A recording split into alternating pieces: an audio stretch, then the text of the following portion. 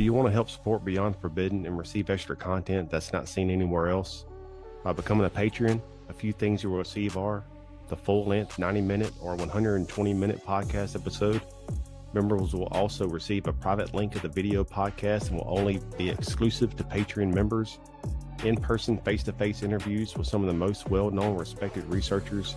Behind-the-scenes footage of interviews not seen anywhere else. And that's just a few perks. So what do you have to lose? Cut out one brain-rotting, overly processed Happy Meal a month that doesn't do anything beneficial for your mind, body, and spirit, and become a Patreon for just $5.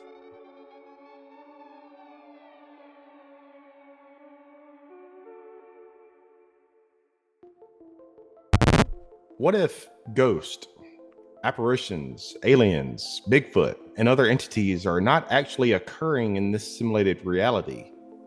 Maybe that's why it's hard to get proof and truth on these strange mysteries in this phenomena. What if they are not only overlapping from other simulated realities, and what if they are only overlapping from other simulated realities, and sometimes they are known as interdimensional? Like Bigfoot's been known to be interdimensional entities, aliens, apparitions, ghosts, but instead of interdimensional, they are slipping into this simulation. Maybe we can call these, instead of interdimensional, we can call them inter-simulational beings. Inter-simulational beings or entities that are able to slip in and out via whatever ISBs. Via whatever program from the simulation they have within themselves. I don't doubt that there's more than one simulation. I don't know if I coined that term. I don't know if anybody's ever mentioned it. I don't know. It just kind of came to me. Inter-simulational being. Yeah.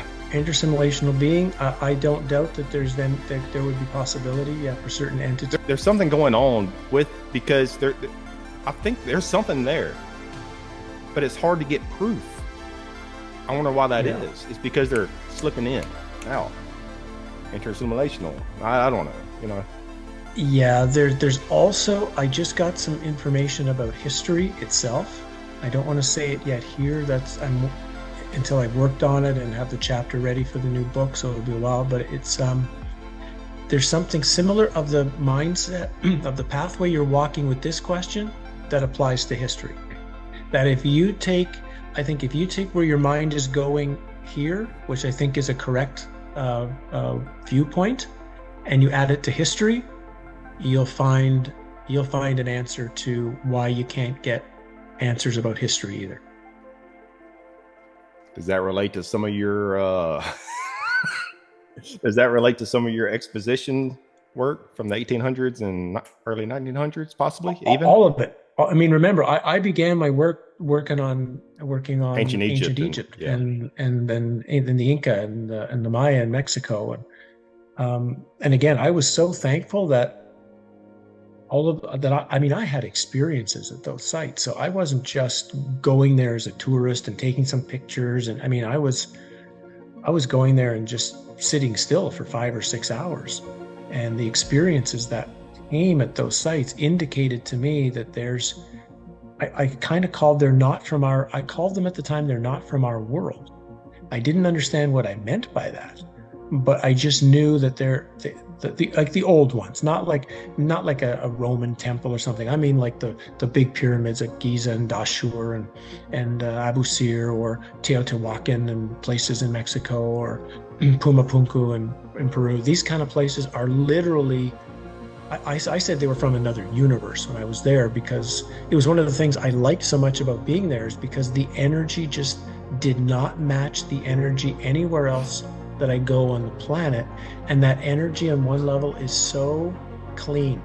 That's the best way I can describe. Now there's some ancient sites I go to where the energy is really horrible. So I just want to be clear. I'm not saying all ancient sites are wonderful and beautiful. They're not. But certain ones are they're so clean. It's the best way to describe it. That is just like, this is from another universe. That's how I can only describe it. So all of these things you're talking about, where, as long as somebody thinks there's only one universe, that this is it, and it's a ball Earth, and then there's all these planets, and then there's a solar system, and then there's all these stars. As long as you think this is it, the idea that there could be a billion of these things, various simulations running continually, then why couldn't somebody it'd be the same as, you just take one of these. If I've got a simulation running on my computer and I take this and I put it in and I move to the second computer, I could just move one thing from a computer to another computer. Well, why couldn't, like you're saying, these entities, or whatever you want to call them, move in a similar fashion of just getting themselves onto a stick equivalent, moving to the next simulation, and inserting themselves into that one? It's completely logical when you begin to see reality as this type of simulation. Do you want to help support Beyond Forbidden and receive extra content that's not seen anywhere else? By becoming a patron, a few things you will receive are the full-length 90-minute or 120-minute podcast episode. Members will also receive a private link of the video podcast and will only be exclusive to Patreon members. In-person, face-to-face interviews with some of the most well-known, respected researchers. Behind-the-scenes footage of interviews not seen anywhere else. And that's just a few perks. So what do you have to lose? Cut out one brain-rotting, overly processed Happy Meal a month that doesn't do anything beneficial for your mind, body, and spirit, and become a Patreon for just $5.